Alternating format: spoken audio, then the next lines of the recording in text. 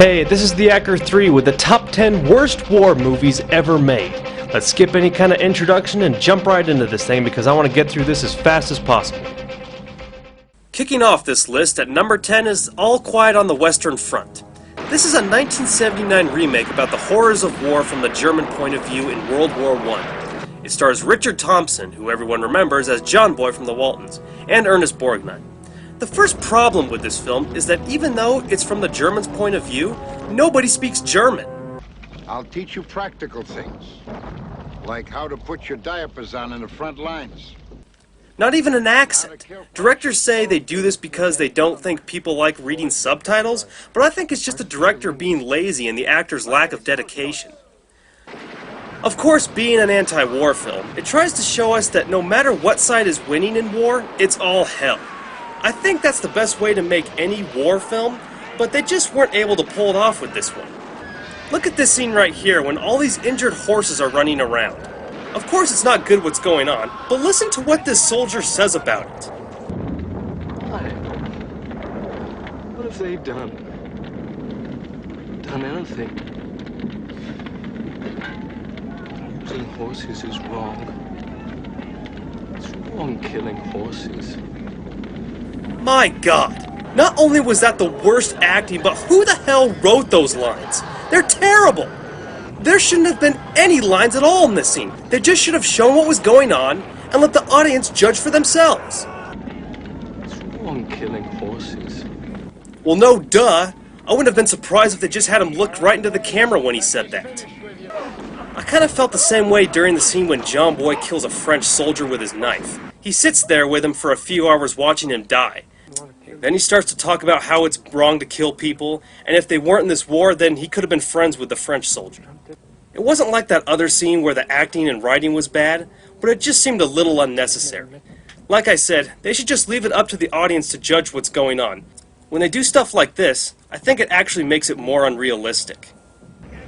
And that only adds to the obvious fact that this movie had an extremely low budget.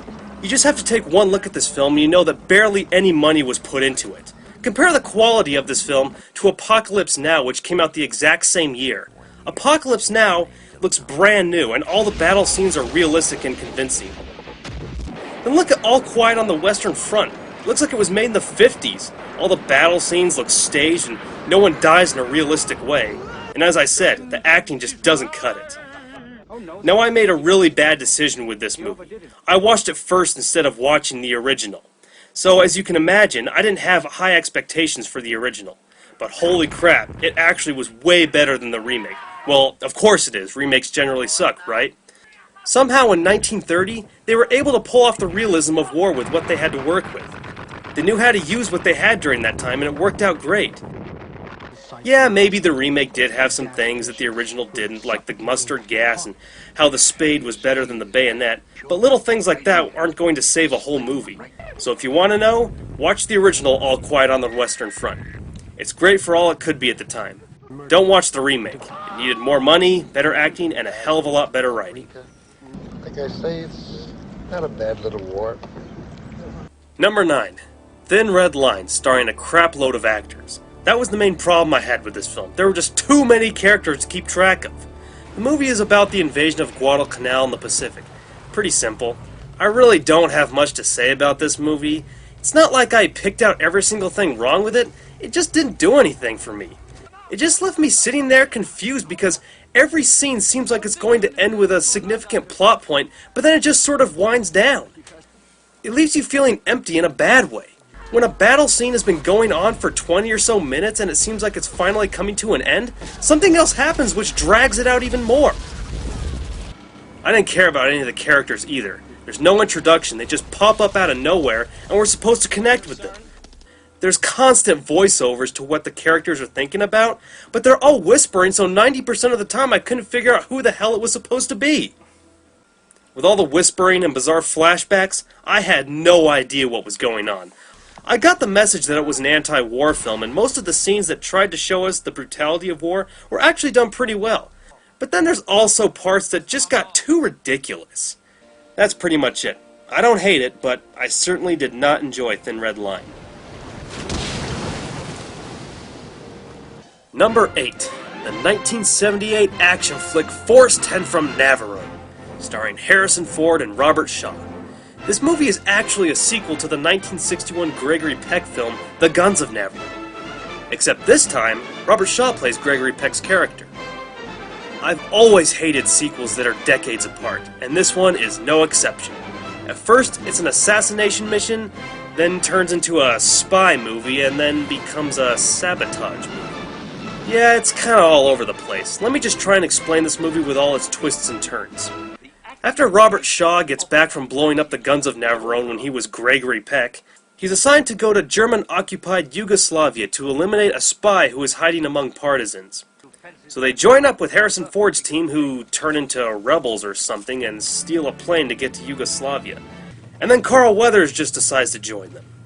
After they land and most of the men are killed, this is when the movie starts to get a little weird. Let me just try and explain it as simply as possible.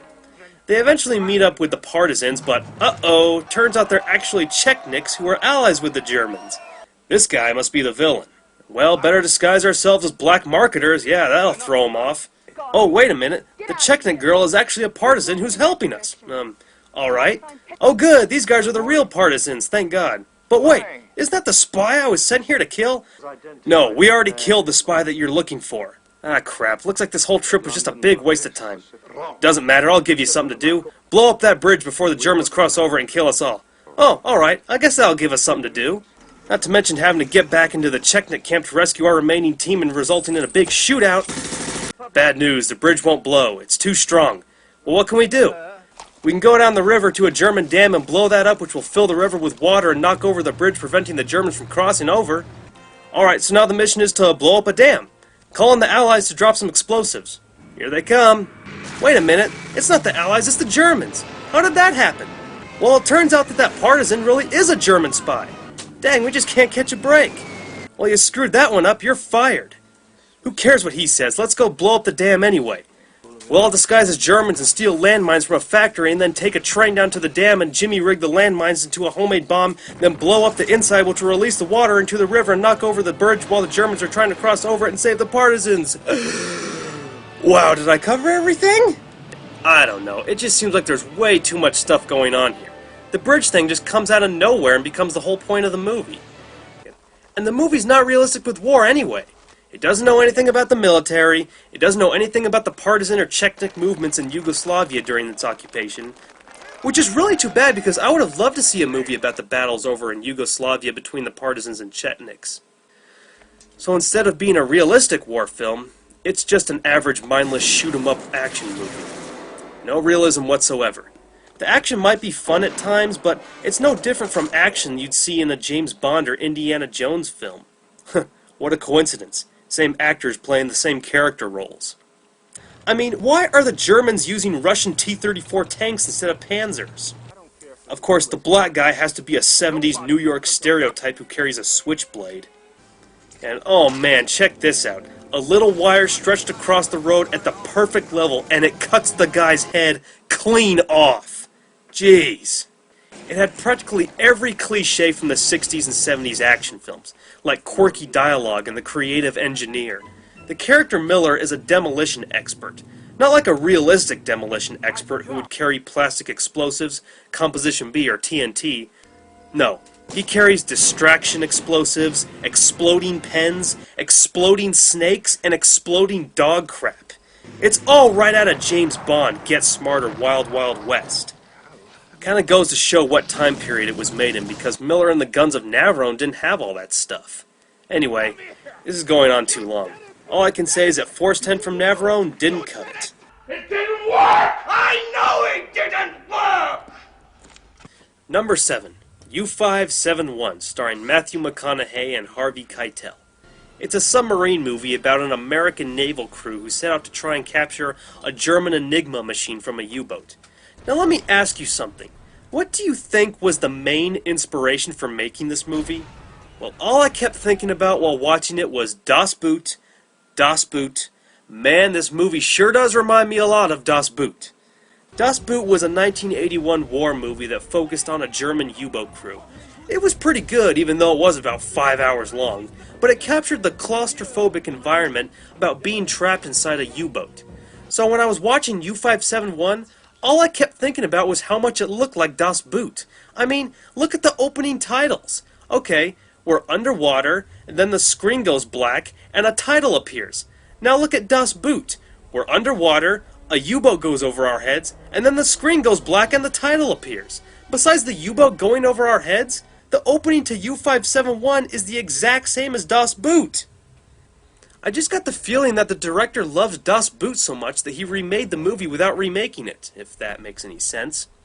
While the Americans board the German U-boat and take it over, their American sub is blown up so they have no choice but to use the German U-boat for themselves.